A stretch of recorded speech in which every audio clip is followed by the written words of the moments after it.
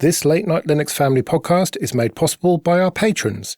Go to latenightlinux.com/support for details of how you can join them. Support us on Patreon for access to ad-free episodes and early releases. That's latenightlinux.com/support.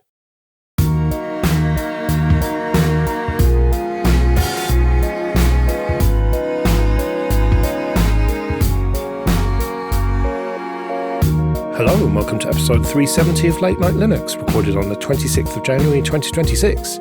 I'm Joe, and with me are Félim. €50 for -5 addresses. Graham. Good evening. And Will. Hello.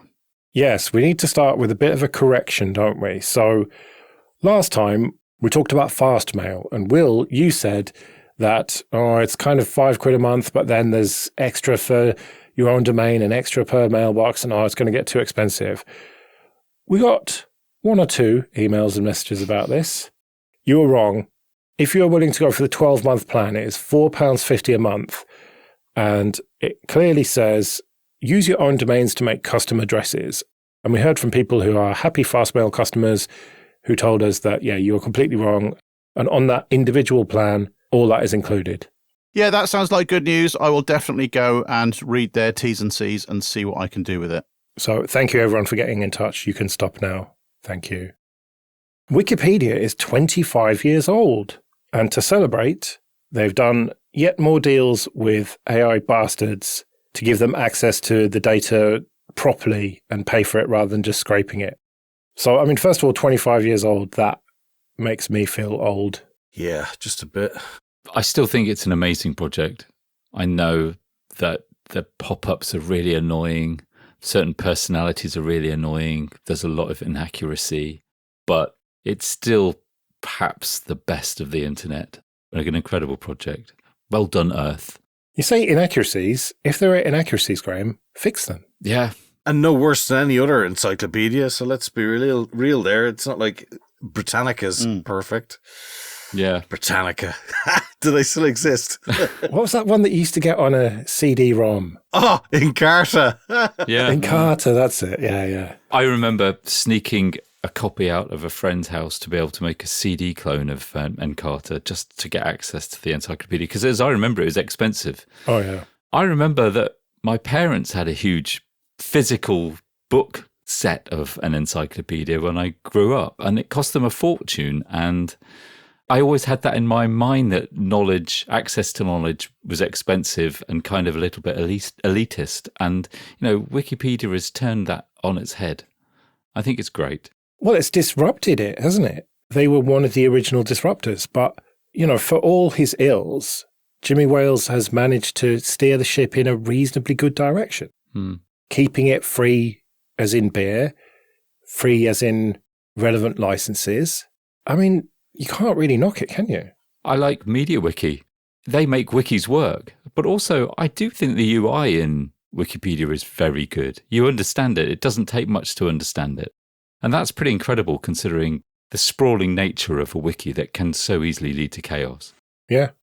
I remember in the early days thinking, well, anyone can edit it, so it's clearly going to be full of bollocks. But there are checks and balances in place and references and all the rest of it. And it's really one of the last bastions of fair and balanced knowledge on the internet. There are people who would say, it's got this political agenda and that political agenda. And generally speaking, I would say it's more of a truth agenda. But each their own, I suppose. But all right, what do we think about them doing the deals with the AI companies? Well, let's face it, the AI companies are a shower of bastards, so they would have stolen the data anyway, so I guess they might as well get some cash out of them. Well, yeah, and also do it in a way that is less disruptive as well, like with proper APIs and everything. What, like cache it? Well, yeah, but, rather than just these vibe-coded bots that come and just hammer the website and just hammer the DB and everything, having a proper API and extracting the data in a way that makes the best sense for Wikipedia while also charging license fees seems like a fair compromise to me. Obviously it'd be better if they weren't doing it in the first place, but what can you do? They were doing it. It's a sad state of affairs, but yes, they would steal it. And I will use that word exactly as it is stated, steal it. They've stolen the web. They continue to steal the web at a blistering pace, repeatedly hammering web pages. Like, not a big fan of them, but at least someone good is getting some money out of them before it all evaporates. Yep. Because it's a scam.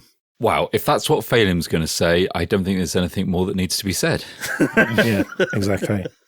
Did I get carried away already? No, this is great. Wow. Well, related, here's a headline for you. Wikipedia volunteers spent years cataloguing AI tells. Now there's a plugin to avoid them. So there's a plugin for Claude Code, which has used this carefully curated list of tells that it's AI bullshit.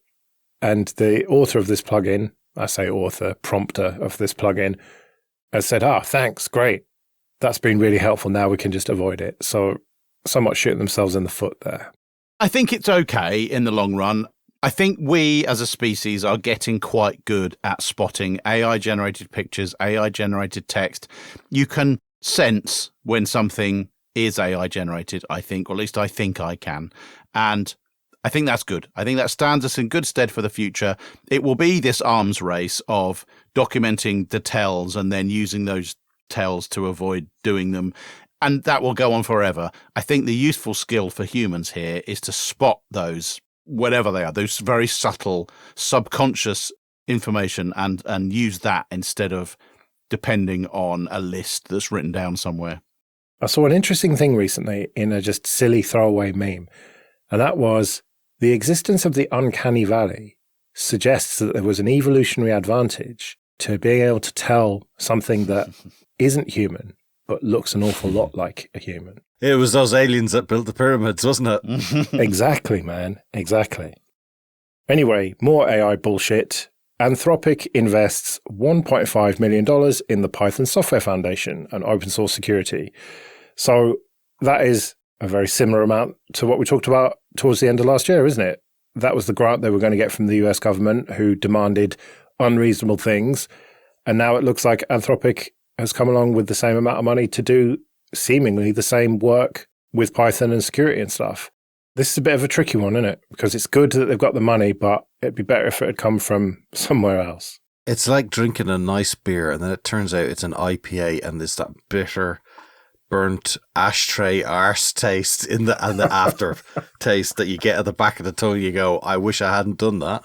I do like beer, but I don't like this beer. And that is a very conflicting funding. This is, I mean, it's great that Python got the money out of them again before it goes away, but it's kind of hard to be high and mighty about not accepting one chancer's money and then accepting this chancer's money who's burning the planet in the meantime. So yeah, torn on that one.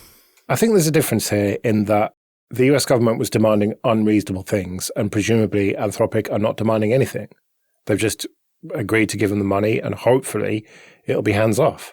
As long as Python's data centers are above a decent amount of expanded sea line, they should be fine in the global melt. Yes, yes. Large projects like Python are dependent on huge organizations with the very, very deep pockets to keep them going. I don't think that this is a conflict of interest. We don't know what the deal is. We don't know anything about the agreements one way or the other. But I think in my heart of hearts, I trust Python to do the right thing. And I don't think that Anthropic are trying to... What do they stand to get out of it? They're already writing Python software based on the information that they already gathered. They're not going to get anything better from this. Where they stand to benefit is the security of Python increasing, because all of the AI bullshit is based around Python, isn't it? So it is in their business interests for this work to get done. And so just from a purely pragmatic and cynical view, they're not helping the Python Foundation out just to help them out. It's pure self-interest. Right, but so's life, though. Oh, yeah. Nobody's just doing something out of the goodness of their heart, right? Well, exactly. I mean, we've talked about the great philosopher Phoebe Buffay many times. There's no such thing as an altruistic act, of course.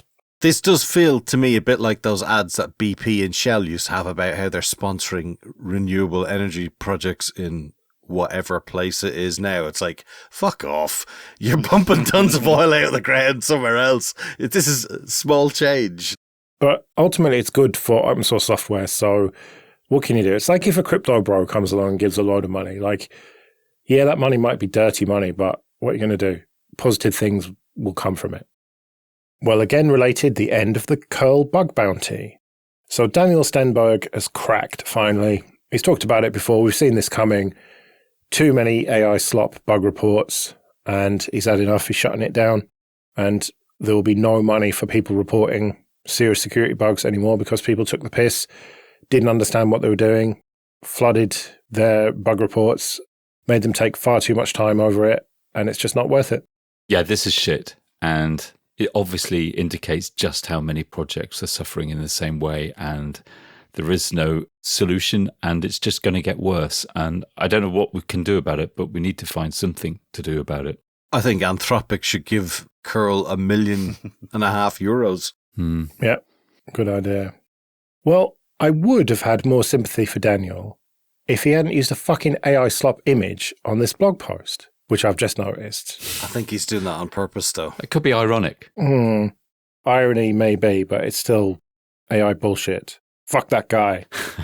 You don't know it's AI. He might just have a pile of money around his old abandoned warehouse. Maybe, yeah. Maybe he paid someone on Fiverr and they pretended to have actually drawn it and they just used AI. Feels like you've got experience with this. Tell us more. I have not got experience with this, thankfully. I have got experience of paying someone on Fiverr and then it coming back looking like they spent about 5 minutes in MS Paint. But no, thankfully, my man who did most of the artwork apart from ours for the shows does not use AI to the best of my knowledge. Well, again, related, introducing the Raspberry Pi AI Hat Plus 2, generative AI on the Raspberry Pi 5. They had the previous hat, which could do some of the kind of, well, machine learning rather than generative AI, whereas now it can do the chatbot bullshit. It's a bit underwhelming to me.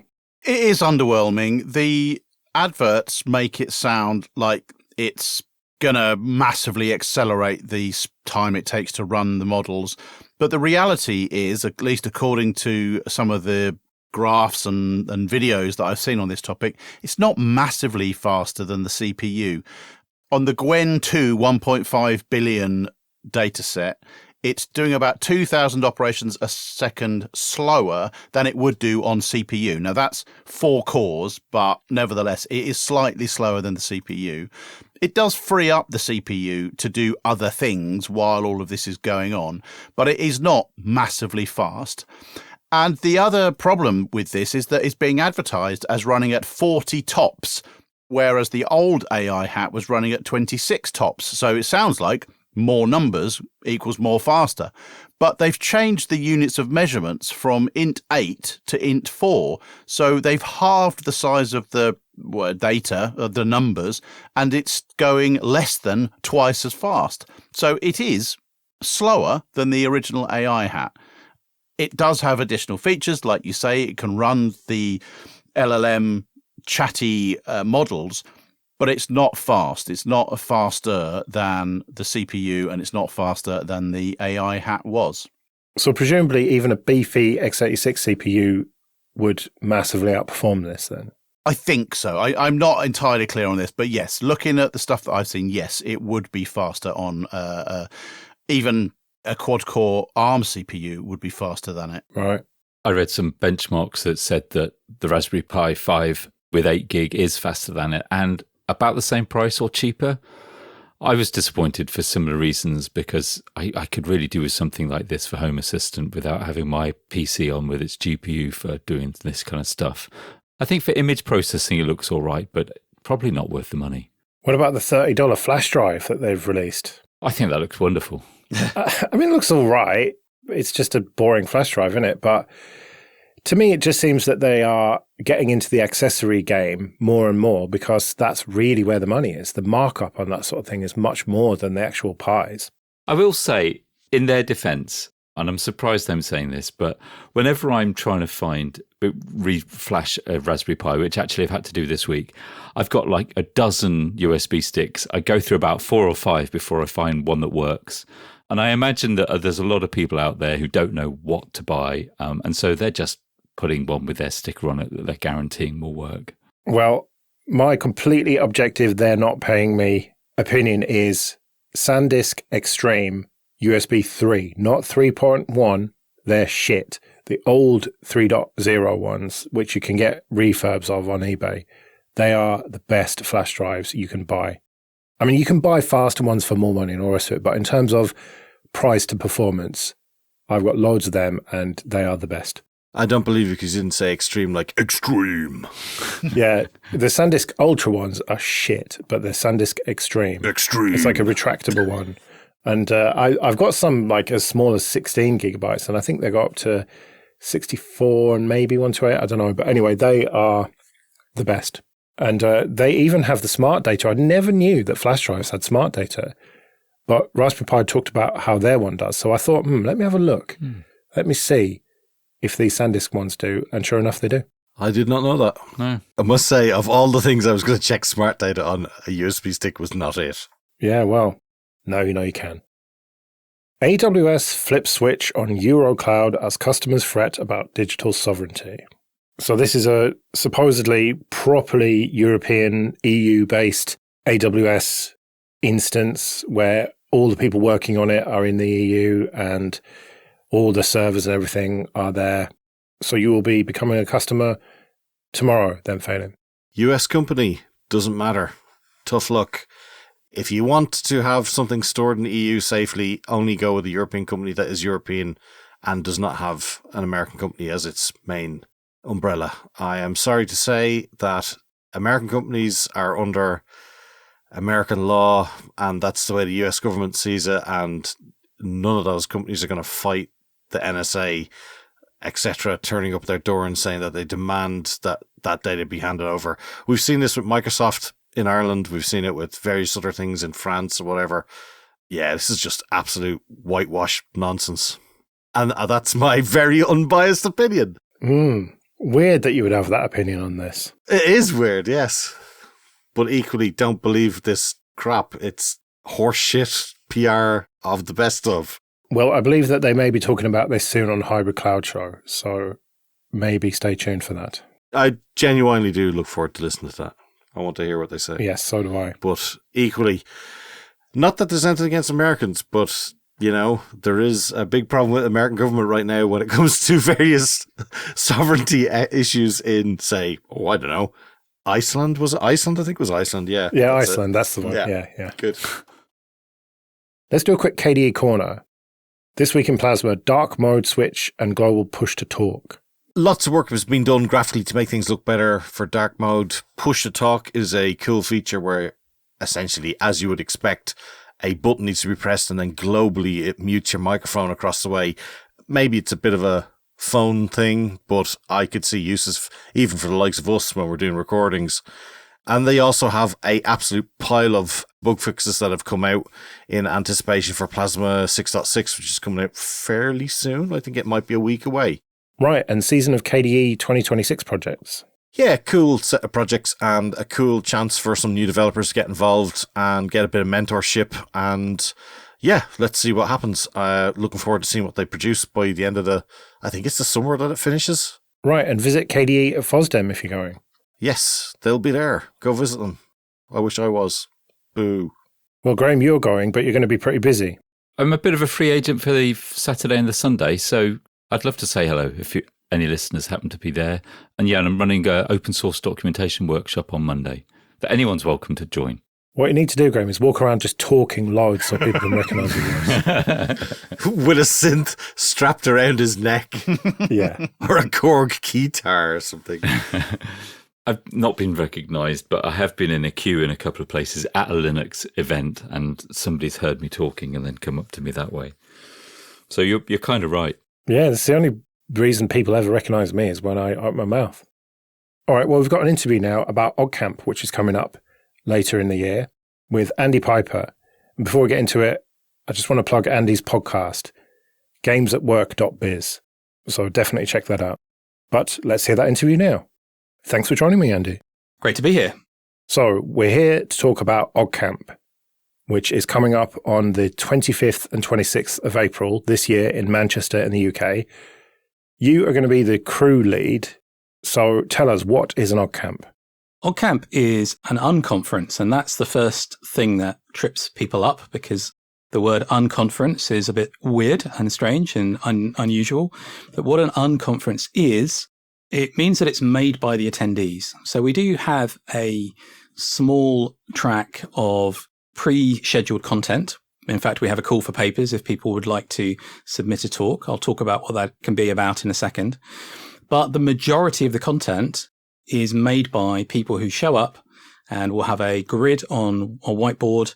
And if you've got something that you know about, you're interested in, you'd like to do a small talk about or run a workshop on or have a group discussion around, then we encourage you to put that idea up on the board.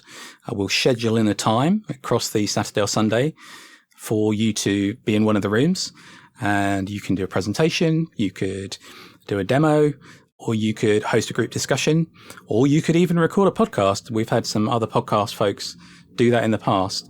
So it's an unconference. People make it what it is. So it's really important that people come along and bring some great ideas and interests. And it's OggCamp. So it's about free and open technology, software, hardware hacking, digital rights, and free culture, really. So we do have people that come along and talk about their latest Linux tool that they've built. And we do have folks come along and talk about making podcasts, for example, with free and open source software. But we've also had people come and talk about all kinds of interesting things. We have had people come and show off their automated knitting machines. We have had some great music in the past as well. Our old friend Dan Lynch has been one of the people that's run OggCamps of the past. So he's been getting involved with some music. And there's a ton of interesting stuff to come along and talk about, get involved in. So everyone involved is a volunteer, and we need people to volunteer to be the crew. So what do the crew do? So the crew are the heroes of the event, really. As you say, the event is put on by volunteers like yourself and me and others. And, we're putting our own time into it. Very open source thing to do. And being part of the crew enables the event to run smoothly on the 2 days. What we're not looking for is for you to come along and not take part in the event at all and not have time to go to any of the sessions and things that are happening.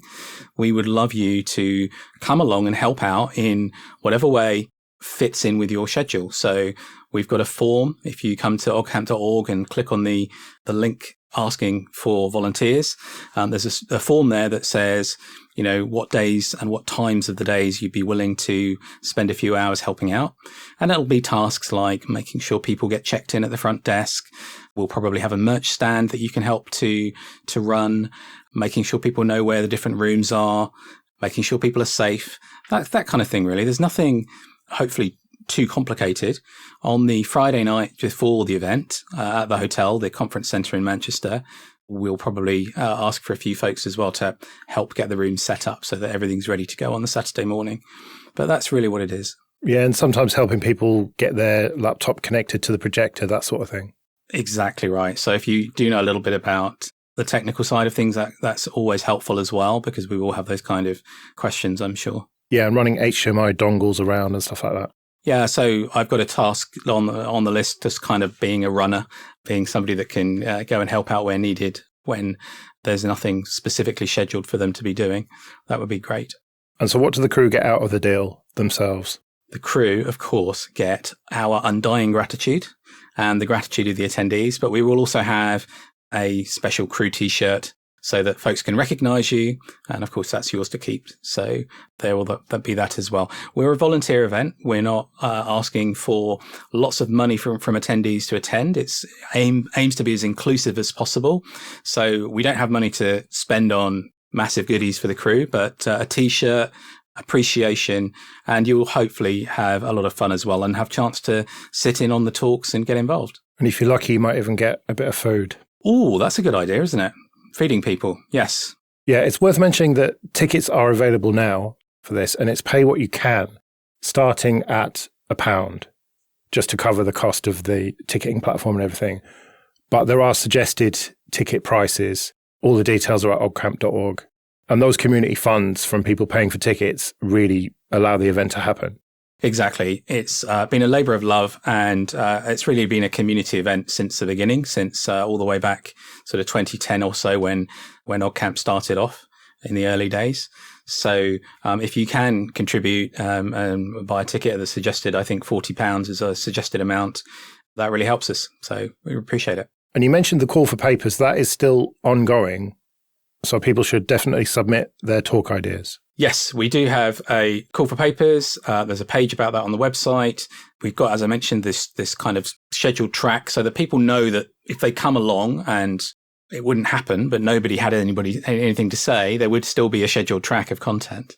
And again, we've had a lot of variety in the past: open source software, hardware hacking, science, home improvement, Creative Commons, lots of different topics. So there's some guidance on the website. If you're not sure, give you some ideas, some references to the kinds of talks that we've had in the past. You can probably find some of those if you search for OggCamp online as well, from examples for things that people have done in the past.